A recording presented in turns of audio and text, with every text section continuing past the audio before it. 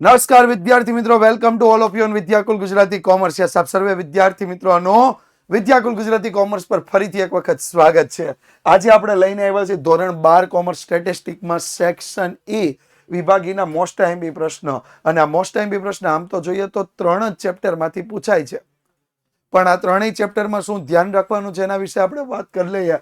કેવા પ્રશ્નો આવી શકે એના વિશે વાત કરી લઈએ. તો સૌ પ્રથમ તો અહીંયા પેટ્રોલ પંપ વાળું જે ઉદાહરણ છે કે પેટ્રોલનું વેચાણ આનાથી આના વચ્ચે થયું હોય એની ટકાવારી, તો પહેલું તો 3000 લીટર થી ઓછું થયું હોય એટલે P of X less than 30,000. 3000 બોલાઈ ગયું તમારાથી 30,000. અને આની જે સંભાવના આવે એ સંભાવના જે જવાબ આવ્યો એને ગુણ્યા કેટલા લેવાના છે? 100. કારણ કે આપણને મેળવવાનું શું કહ્યું છે? ટકાવારી. મેળવવાનું શું કહ્યું છે? ટકાવારી. બીજું, મે માસમાં વેચાણ તો કે 32,000 થી 35,000 લીટરની વચ્ચે હોય. તો 32 થી 35 ની વચ્ચે હોય એટલે આપણે Z1 અને Z2 મેળવવાના. અને Z1 અને Z2 ની જે સંભાવના આવે એને n ગુણ્યા P of X, જ્યાં n બરાબર કેટલા લેવાશે? 31. n બરાબર કેટલા લેવાશે? 31. બરોબર. અને P of X જે સંભાવના આવી હશે એ જ આપણે ડાયરેક્ટ મૂકી દેવાની છે. 31 ગુણ્યા P of X. ત્યારબાદ જો અહીંયા વાત કરીએ તો આપણને મધ્યક અને વિચરણ આપ્યું છે. વિચરણ એટલે સિગ્મા સ્ક્વેર આપ્યો છે. આપણે હંમેશા સિગ્મા પર કામ કરવાનું, એટલે સિગ્મા બરાબર કેટલા આવશે? 10. ત્રીજો દશાંશક કીધું છે D3, ત્રીજો દશાંશક. અને ત્રીજો દશાંશક એટલે કેટલા ટકા થશે? 30%. જ્યારે P60 એટલે 60મો શતાંશક. 60મો શતાંશક. અને 60મા શતાંશક માટે તમારે કેટલા ટકા લેવાના? 60%. તો બંને માટે પહેલું આવશે P of X less than X1 બરાબર 30%. બીજું આવશે P of X less than X1 બરાબર 60%. પહેલું 30%, બીજું આવશે 60%. ક્લિયર? આ બે વસ્તુ આપણે ક્લિયર યાદ રાખવાની છે. એટલે આ ઉલટી રીતનો પ્રશ્ન છે. ત્યાર પછી આપણને આપ્યું છે એકદમ સિમ્પલ સેક્શન ડી નો છઠ્ઠો દાખલો. તમને જે આપ્યો છે એ જ દાખલો છે. એમાં મ્યુ અને સિગ્મા આપ્યું છે. પહેલું લેવાનું છે 41 કિલોગ્રામ થી 62 કિલોગ્રામની વચ્ચે વજન હોય વ્યક્તિઓની સંભાવના. એની જે સંભાવના આવે એને n ગુણ્યા P of X કરવાના, જ્યાં n કેટલા લેવાશે? 500. એટલે 500 ગુણ્યા P of X. 500 ગુણ્યા P of X. જ્યારે બીજું આપ્યું છે 41 થી ઓછું એટલે P of X less than 41. જે સંભાવના આવે એને n into P of X એટલે 500 ગુણ્યા P of X. બંનેમાં વ્યક્તિઓની સંખ્યા, જ્યાં સંખ્યા કે ત્યાં સૂત્ર એક જ મુકાશે, n into P of X. જ્યાં ટકાવારી કે સીધો ગુણાકાર ગુણ્યા 100. જ્યાં ખાલી કિંમત કે ત્યાં સંભાવના.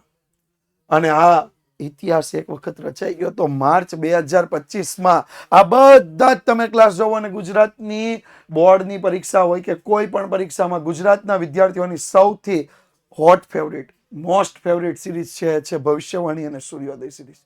આ અમે તમારા માટે લઈને આવ્યા છીએ.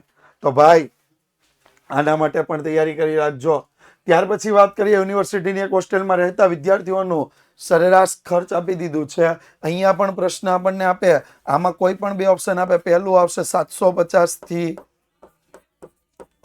1250. અને એમાં તમને જે કિંમત મળી, જે સંભાવના મળી એને ગુણ્યા કેટલા કરવાના? 100. એને ગુણ્યા કેટલા કરવાના? 100. બીજું આપ્યું છે P of X less greater than 1800. P of X greater than 1800 થી વધુ. તો એની જે સંભાવના મળશે એ સંભાવનાને ગુણ્યા પણ કેટલા કરવાના? 100. અને ત્રીજું આપ્યું છે આ પહેલું, બીજું, ત્રીજું 2400 થી ઓછા. P of X less than 2400.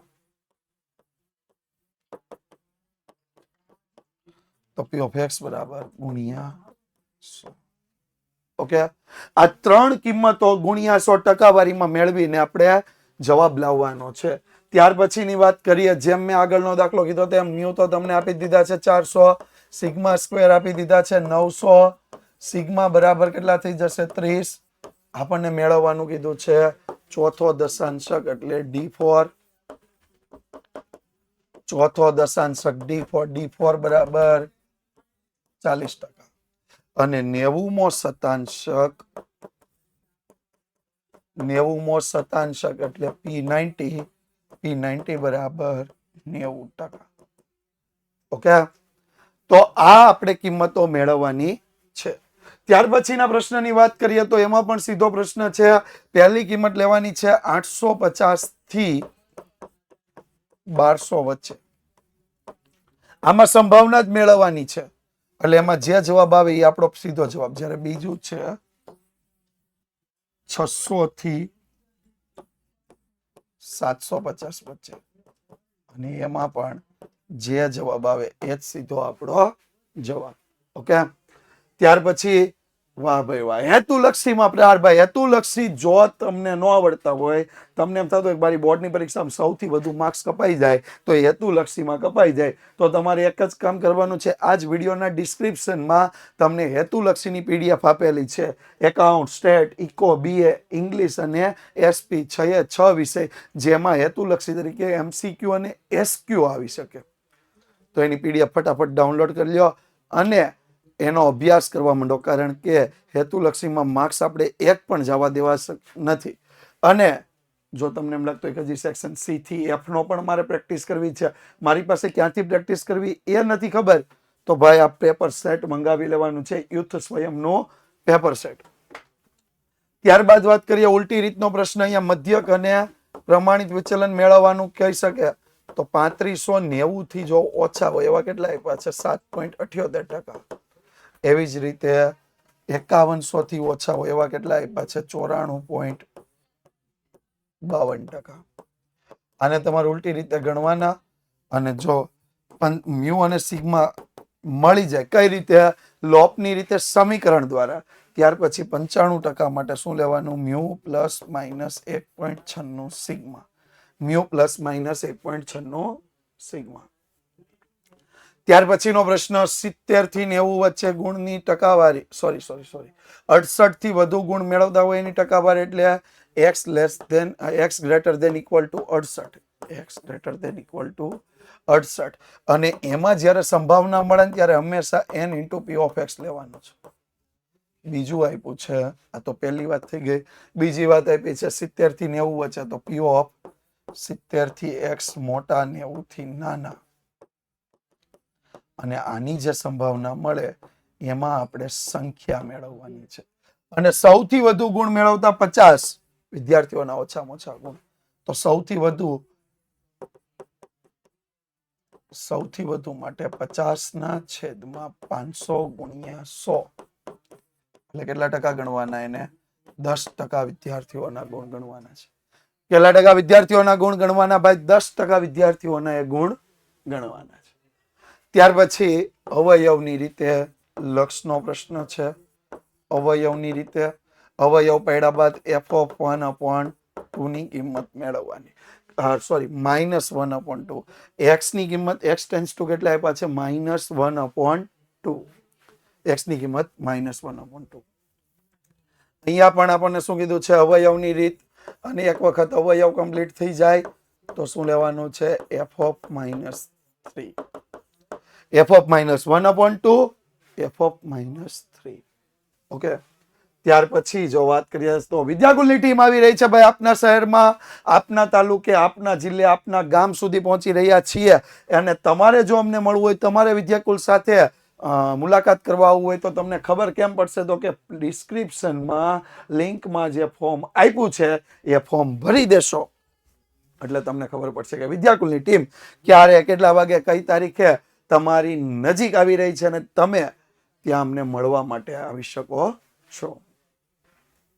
ત્યાર પછી વાત કરીએ તો અહીંયા 3 + x = t લઈ લેવાના. તો x = શું થઈ જશે, t - 3.